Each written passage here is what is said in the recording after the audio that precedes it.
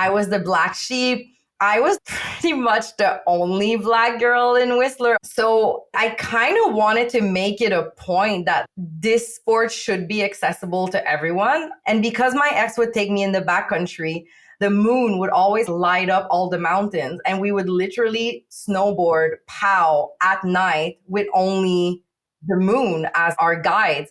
And that was so magical that I was like, I need to find a way to recreate that. At night, no one sees your skin color. No one sees who you are. I wanted to promote diversity in the sport. I wanted to promote something that was equal for everyone because colors don't exist at night. So, Night Riders. This is the Maverick Show, where you'll meet today's most interesting location-independent entrepreneurs and world travelers, and learn the strategies and tactics they use to succeed. And now, here's your host, Matt Bowles. Hey everybody, it's Matt Bowles. Welcome to the Maverick Show. My guest today is Ebonie Finley. She is a filmmaker, snowboarder, world traveler, and she works remotely as the sponsorship manager for Safety Wing, which offers travel medical insurance for digital nomads that covers you for extended travel all over the world while outside your home country.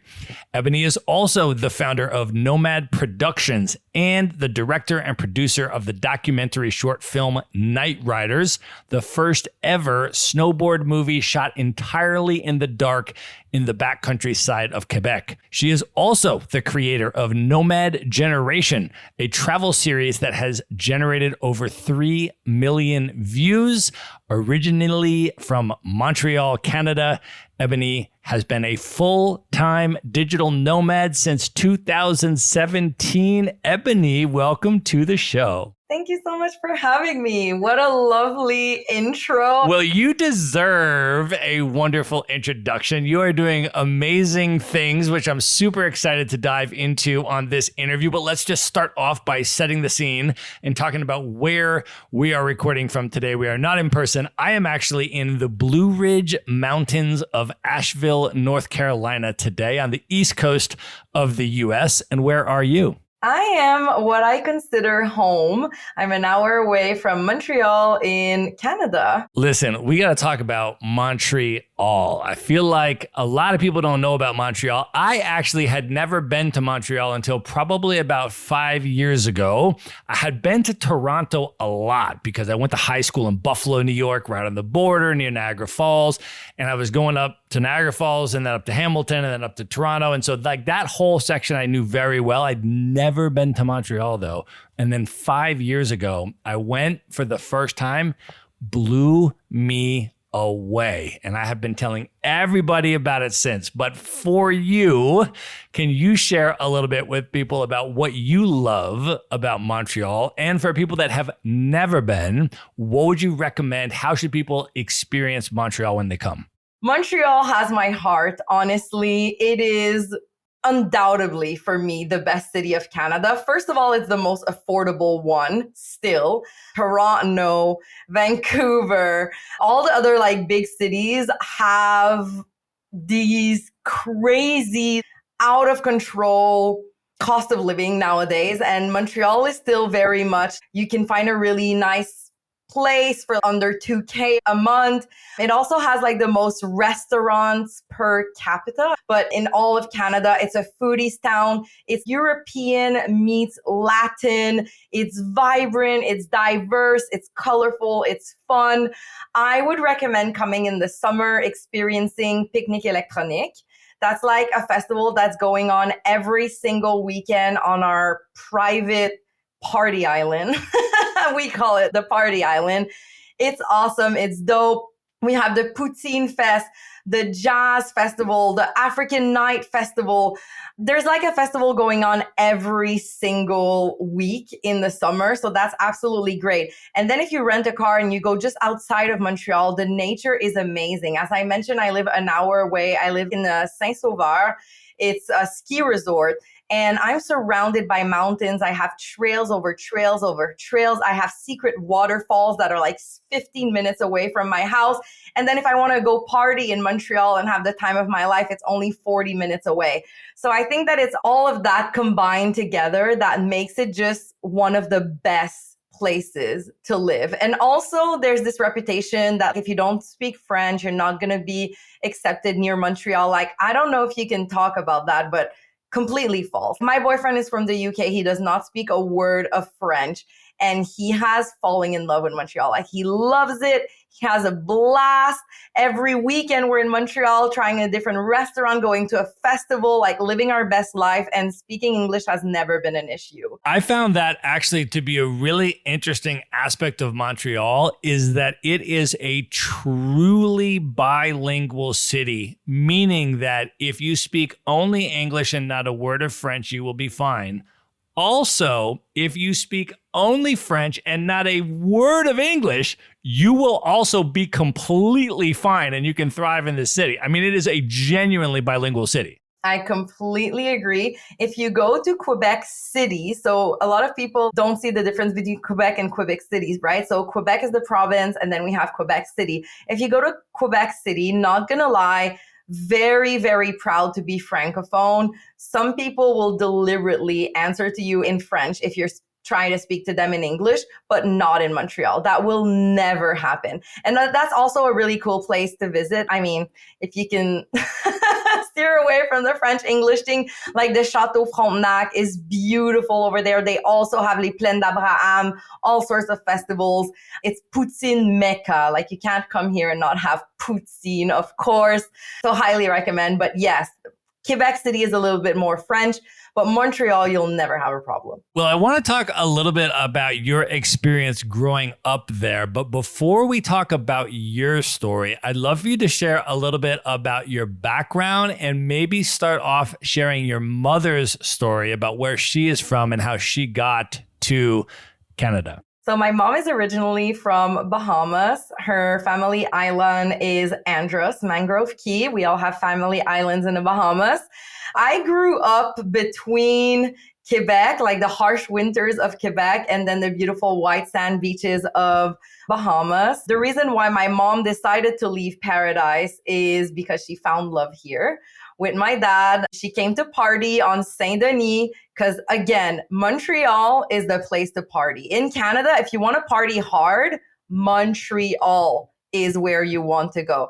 So she came here years ago to party with her sisters all the way from Bahamas. And my dad saw her and he was like, holy crap, this is the most beautiful creature I have ever seen in my whole entire life. Are you kidding me? They fell in love. They went to Bahamas together, decided they wanted to have a family. And because Canada offers more opportunities when it comes to work and lifestyle, they decided they would move here. So my mom agreed she would trade the white sand beaches for the horrible winters here. It depends who you are. I actually like the winters, but we can get into that later. But yeah, she moved here and she learned French, and we've just been in this in between all of my childhood of I identify as a Quebecer-Bahamian. It's weird. I've never met another Quebecer-Bahamian, but that's my heritage. Can you share a little bit about navigating that identity growing up there and what that was like for you? It was really difficult. I'm not going to lie. I grew up not in Montreal, so an hour away in the suburbs, a little place called Repentigny. I was the first little girl of color in my school, my brother being the second. This was 30 years ago. So I think there's a lot of education that has been done ever since. But back then it was really difficult. When people would see my dad, who looks like you, like a white guy, you know, they would immediately assume that we are adopted.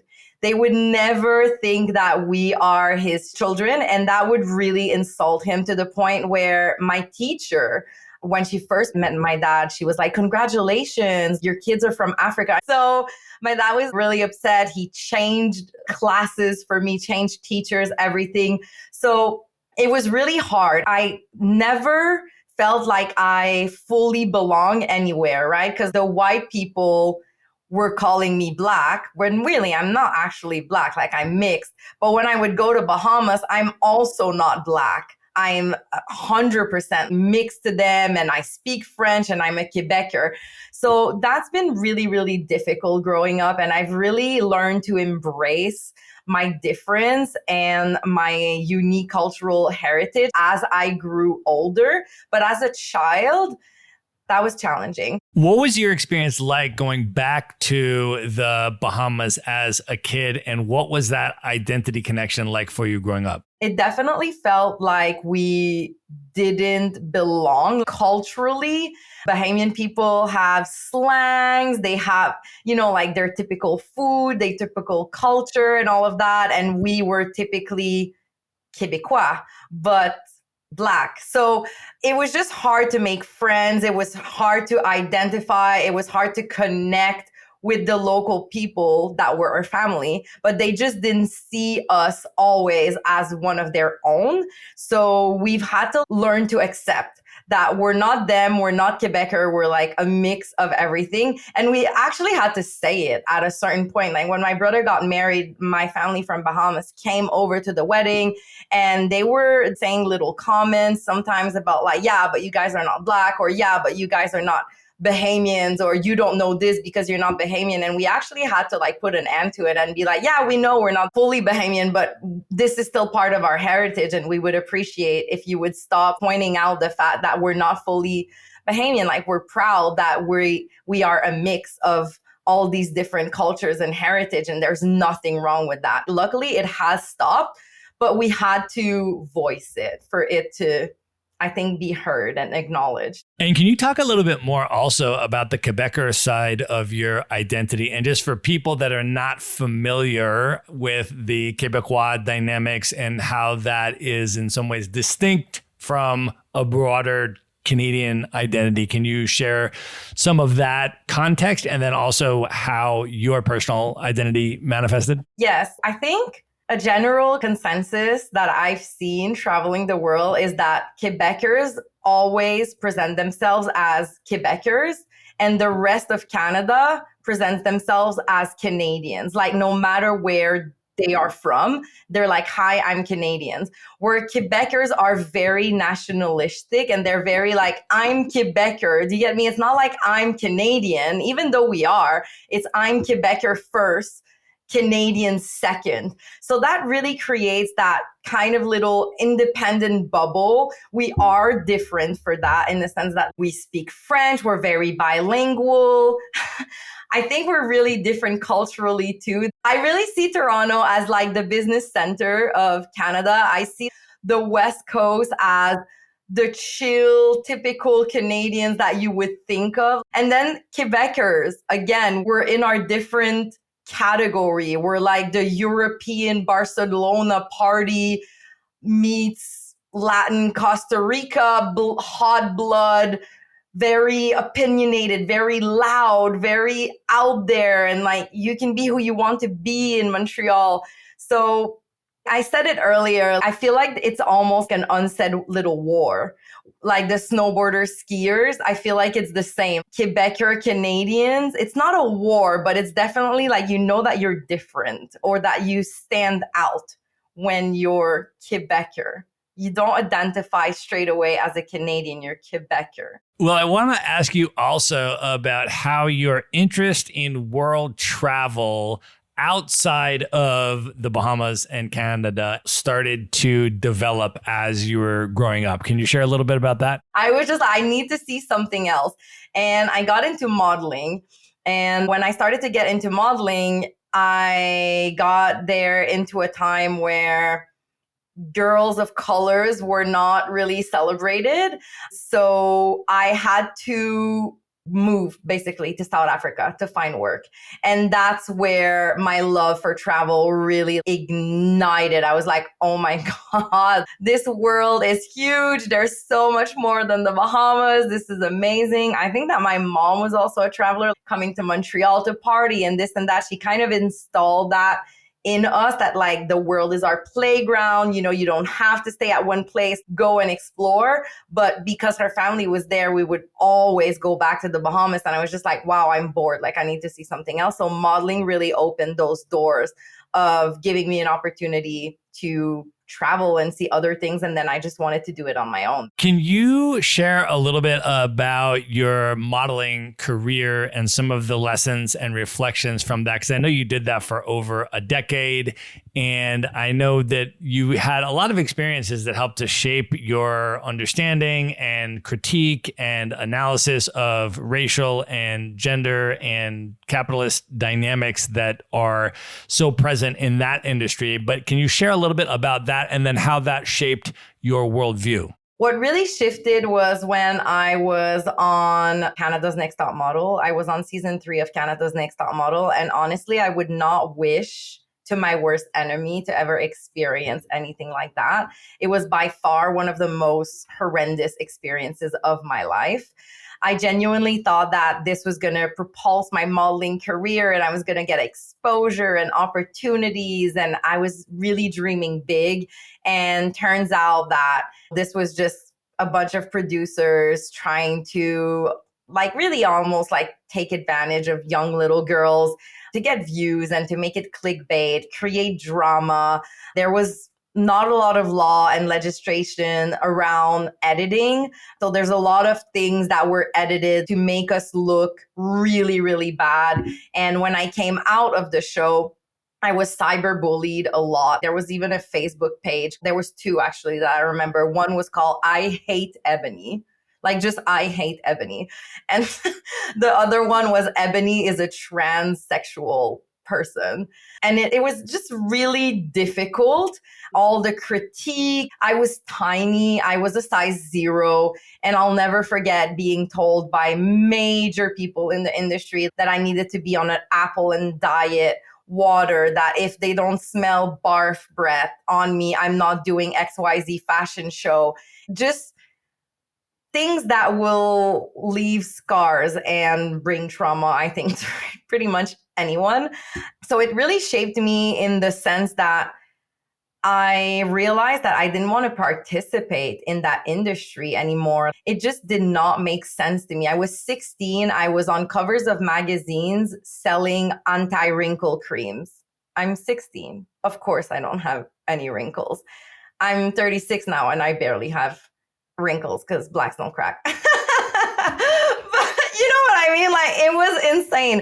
I was 20. I was selling wedding dresses that were like size 0 to regular women who are about to get married, and they're regular human women that eat. They're not going to be a size 0. They're going to be a size 8 or 10 or 12 or whatever. Size perfect and beautiful. So all of that just led me to realize like, I don't want to participate in this anymore. I'm literally just a face to an industry that I hate.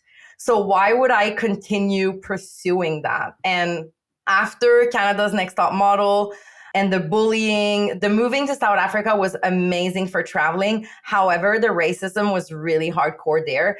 Like whenever I would do castings, it was very colored girls over here, black girls over here, Caucasian girls over there. Like I had never experienced that.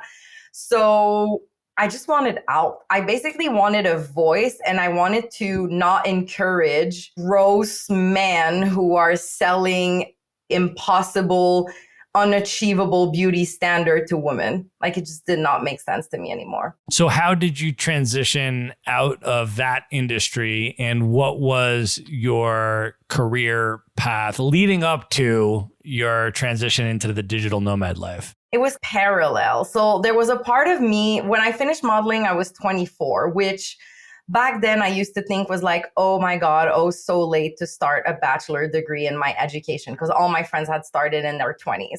So there was a part of me that was, I want to find my voice, and I want to use my voice for something that I believe in. And I really believe in traveling, and I really believe that traveling is the school of life. But then at the same time, I also had all these external pressure of like, what are you going to do with your life? You need education. You need something that's going to back you up, and you need a career and blah, blah, blah. So these two things kind of lived in parallel. I decided I would go do a bachelor's degree in marketing, and I decided I would work on my voice on the same time. And through that, I had a lot of opportunities to travel on my own for fun, which like further reinforced how this is really okay. I kind of want to build my lifestyle and my life around this. As I was traveling and going to school and everything, I met my first real life digital nomads and I became obsessed with them. I was just like, oh my God, there are people out there who are traveling the world and doing it all year round. Like, how do they do it? And at the same time as all of this, I have school that's like, you need to find a job. And I have a horrendous ex-boyfriend. His whole thing was, stop living in a fairy world of unicorns and pink glasses where like people travel all the time. That's impossible.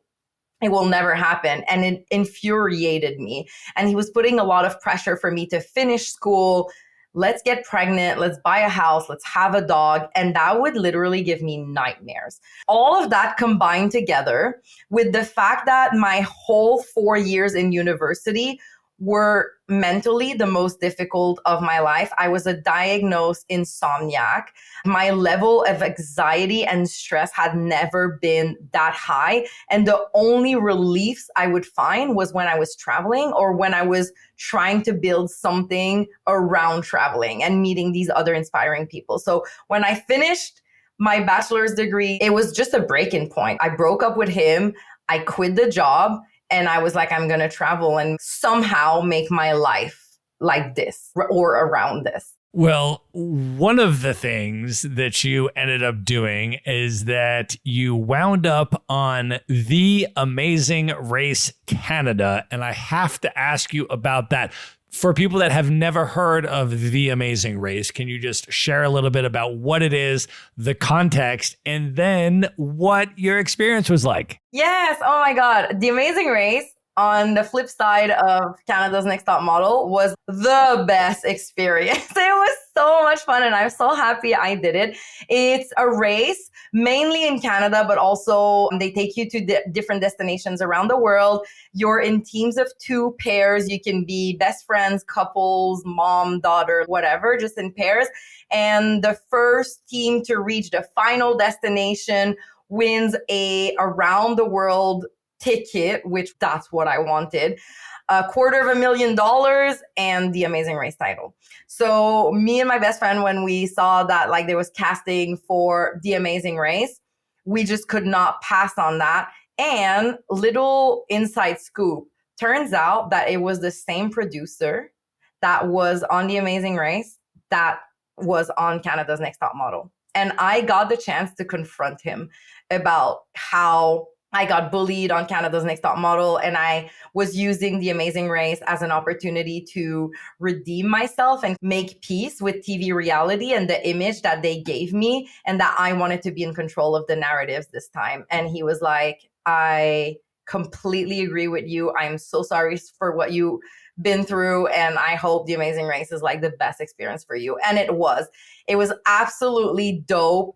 I met so many cool people during that show too. Like, this is the behind the scenes that no one sees, but the camera guys, the sound operators, the nannies, just the crew, most of them were also nomads. So this was so inspiring for me to see these people that are working in film and television and traveling the world and doing their passion. And I'm there with my best friend and we're doing that. And it was just, oh my God, if you're thinking of doing The Amazing Race, do it. Can you describe what it actually is? Like, what do you do in The Amazing Race? What are the challenges like? Take us inside that as a participant. What exactly did you experience? Yeah, you actually race. This is the part, like, it's not fake. You have to self-drive to your next challenge. Your challenge could be anything or everything. This is the part where you really don't know what you signed up for until you're actually there. I had to tightrope between the highest buildings in Vancouver, for example, and I am terrified of heights. I hyperventilated the whole entire time. That was really scary.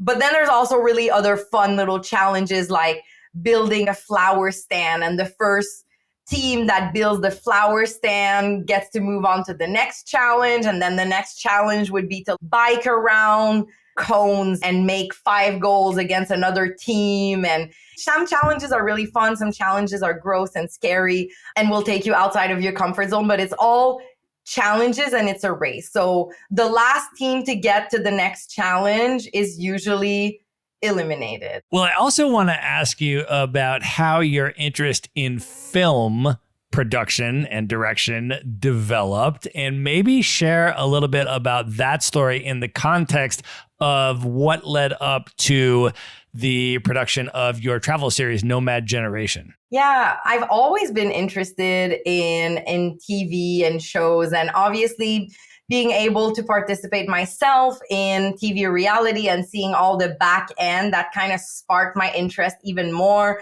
As I mentioned earlier, I was trying to find my voice. I think that like being a model and not being able to talk, like just being a be pretty and shut up kind of job, led me to want to explore having that voice even more, and dare I say even like be loud, right? Not just be like, oh, I find my voice in that career. Like I wanted to be heard really badly, just because for so many years I wasn't heard, and I wanted to step away as far as I could from that. I like having creative liberty. I love being able to inspire people, change people's lives, maybe even bring emotions to people. And I remember that when I decided to do Nomad Generation, my goal in having that voice was I don't want anyone else to ever feel the way that I felt stuck. I remember I was in that relationship. I was stuck. Like I didn't know how to travel. What job am I going to do? Are these remote jobs even real? Does this exist? How do these people do it? How do you make money? Can you have a house? How do visa work? Like all these questions that were just driving me nuts. I was just like, I never want anyone else to be in that situation and to know that there's no options for them. So let me be loud. Let me be vocal. Let me tell the world that this is possible, because if someone like me who's been told all my life that it's impossible is doing it, then anyone can do it. And I want the world to see that. And I just knew that the best way for me to do it was through television. It's just natural for me. I'm not uncomfortable in front of cameras. I actually love it. I could be creative, express myself. So I was like, yeah, I'm doing this. Can you talk a little bit about the actual scope of the project itself? You have this idea, you have this vision, you have this passion, you want to do it. How did you get the funding to do it? And then where did you go? Can you share some of the locations and some of the stories and people that you interviewed? Yes, of course. So I had no idea this was going to blow up. At first, I was honestly just doing this to answer my own questions and then share the answers that I would get with the world, right? So the series is in French. Quebecers, you know, the nationalistic. I was like, I'm going for my Quebecers nomad first. I mean, I had never had a production house. I had no idea how any of that worked. Intuitively, I just thought, okay, I'm going to be traveling around the world to places that are really inaccessible and difficult for most brands to reach. So what if these brands, I could create content for them on the spot and they gave me money and I used that money to fund the show? And that's literally the definition of brand partnership, sponsorship, influence marketing. I just had no idea back then that it was what I was doing, but that's what I did. I created what is now called a pitch deck, but not knowing that it was a pitch deck. But I created a pitch deck. I took the most influential Quebecers nomads that I could find, asked them for their numbers, their views, their marketing, basic social media in my pitch deck, show that to companies, be like, I'm going to produce this show with this influencer. You're going to get 100,000 views if you only give me $10,000. And I'm going to have a camera guy on the spot so I can make videos for you in Cambodia. If you were to send a crew there, that would cost you $100,000, but I'm going to do some content for you for only 10,000 and get you 100,000 views. Matthew, I don't know why these people trusted me, but they did. I had major brands give me money. I didn't even have an Instagram. That's how little I knew about influence marketing, about what the hell I was doing. But they trusted me. They gave me the money. I hired a camera guy. I hired a sound guy. I hired an editor, a graphic designer, and we just left and we did it. We went to Vancouver, Nicaragua, Vietnam, Bahamas. But this was really cool because I did it on a sailboat and I had never explored the Bahamas through boating. So that was really different and really fun.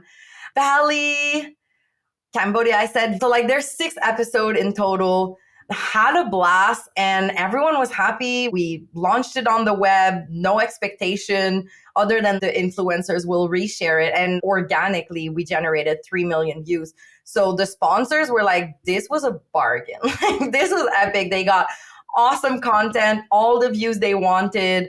I got the money to fund this show, which I was like, oh my God, I can rinse and repeat this formula. Like this worked. I can do this again. And that's how I was like, okay, I can actually produce independent projects with sponsors. And that's how I got into sponsorship. Well, they are really beautifully shot episodes. And just to clarify for folks, when you say that they are in French, they also have English subtitles on them. So you can go and watch them the same way you'd watch any film with subtitles on it. So it is accessible to everyone to watch and it is free and available. And we will link that up in the show notes for sure. When you think back on that project and you think about where you were personally in your nomad journey when you were doing that project, what are some of the lessons and reflections you had from some of the people that you met and some of the conversations and the interviews that you did? What did you learn from that project? Honestly, I would not be the same nomad if it wasn't for Nomad Generation. And this is where it really changed my life. Like when I say it changed my life, it's really not about the 3 million views. It's about the people that I met, the conversations that I had, and what I've learned. So the first thing that I've learned is, not that I've learned, but I've really solidified for myself, is that I believe that we are meant to do so much more than just pay your bills, go to work, rinse, repeat. Life is happening now. Life is meant to be lived. I want to live and not survive. And I want to live now. Like, I don't want to wait until I'm retired and my knees hurt and I have kids or whatever to travel the world. I want to do this now. And the only way to do it now is by creating that freedom in your life. Because if you're stuck in a 40-hour work week in your little routine and you have 2 weeks of vacation per year, it's going to be really, really hard to kind of create that lifestyle and that freedom for you. So that was really cemented in my mind. I already knew that the typical 9 to 5 wasn't for me. And don't get me wrong, I work super hard. Sometimes I work more than the 9 to 5, but I'm so passionate about what I do that it doesn't feel like work. Like I don't feel like I'm working. I still feel like I'm enjoying my life and I'm living and I'm in Mexico jumping in a cenote in my lunch break. It doesn't mean that I don't believe in work or society. It's just that I don't believe in the very confined, go into the office 9 to 5, 2-week vacation. That just doesn't allow for the freedom to travel the world. Then I thought there was this very typical path to being a nomad. And I had these very stereotypical ideas about what it is to be a nomad. And doing these interviews and meeting all these nomads led me to realize how every road leads to Rome. There is not one single correct way to do this. It really doesn't actually also matter how you choose to do this. Whatever works for you. Again, why would we even put a box around it? It's so atypical to begin with. So I'm guilty of it. I used to think like you can't have a house, you must travel XYZ amount of time, you have to make XYZ amount of money. And then I'm meeting champagne nomads, I'm meeting slow mads, I'm meeting stamp collectors, I'm meeting people who are traveling winters only, would call them snowbirds, but they're like, no, I'm a digital nomad. Like they work their butt off and then all winter they travel. And so many different stories that I was like, there's actually absolutely no right or wrong way of doing this. You just have to find whatever works for you. And it's a work in progress and it can change and evolve with time. And there is no set minimum salary you need to make, minimum amount of countries you need to visit to be like, oh, I can claim I'm a digital nomad. I visited 50 countries. No, scrap that. It's all BS in my mind. Yeah, it was just really inspiring. And it led me to believe that I could just carve my own way. And that's what I've been trying to do. Yeah. I mean, I think the more nomads you meet, the more you realize that there's all different ways to do this lifestyle, all different paths to becoming a nomad, all different techniques and mechanisms and strategies for sustaining this lifestyle in a way that's exciting and joyful and fulfilling for you personally, which is not necessarily the same as the next person that you're going to meet, and so on and so forth. So yeah, I think the longer you're in this lifestyle, the more you realize that there's a tons of different options. And for me, it's really very much about location independence and just having that choice, right? Because it's not like one prescription is the correct one for every single human, but the more freedom of choice that you have to design your ideal lifestyle, and the way you choose to design your lifestyle can change over time also. So at one season of your life, the optimal lifestyle might be one particular thing. And then at another season of your life, the optimal lifestyle for you personally might change, and then it might change back, and then it might keep moving. And as long as you have the most freedom possible to keep making those choices, I mean, for me, I think that's what it's all about. Exactly. Well, I want to also talk to you about the progression of your filmmaking career. You directed and produced a documentary short film called Night Riders, which is the first ever snowboard movie shot entirely in the dark in the backcountry of Quebec. And this film, when I watched it, I mean, it is a gorgeously shot film. But before we dive into that film, I would love to roll the tape back a little bit and get a little bit of your background as a snowboarder, what some of your snowboarding experiences have been, and then what that identity has meant in your life as a snowboarder. Yes, I got into snowboarding really late in my life. 25. But I thought snowboarders were really hot. So I was like, if I want to date a snowboarder, I need to learn to snowboard myself. That was one reason. Then the second reason is my mom hates winter. And she was very vocal about not liking the Canadian winters. And the older I was getting, the more I was realizing, obviously, if you're doing nothing, if you're just staying inside and doing nothing and complaining about the winter, it's going to be horrible. But if you actually find amazing outdoors activities that you can do in the winter, you're going to enjoy it so much more. So these two arguments were sufficient for me to be like, I'm gonna be a snowboarder. This is awesome. So I started snowboarding. I was traveling to Whistler for the first time of my life. And who the hell starts in Whistler? Well, me. It was really, really difficult. I realized really quickly it was not going to be sustainable. So I came back here, took some lessons. And then I met my ex-boyfriend, which is a pro snowboarder in Whistler. And I moved to Whistler. I actually lived in Whistler for almost 2 years. And he completely changed my life when it came to snowboarding. Like, he would take me to the most insane places in the backcountry where we would have fresh powder all day, all to ourselves. And my goal was to not lose him. Like, he's a pro snowboarder. He is fast. And when he snowboards with his friends, it's even faster. And there's this macho little, like, I'm not going to slow down for a girl or whatever. So like, I just wanted to keep up with them. And I became really good. Everyone in Whistler welcomed me with open arms. However, when I reached a point where I was really good, whenever I would take out my goggles and people would notice that I am Black, they would really be surprised. And often they would say something. They would say something like, oh, I didn't realize And I'd be like, realize what? And oh, nothing. It's just, I didn't think you. Okay, cool. Like, I knew what they meant. I knew that, like, I was the black sheep. I was pretty much the only Black girl in Whistler also. So I kind of wanted to make it a point that this sport should be accessible to everyone. I genuinely don't understand why diversity are not more present in skiing and snowboarding in Whistler anyways. So that led me to want to create Night Riders.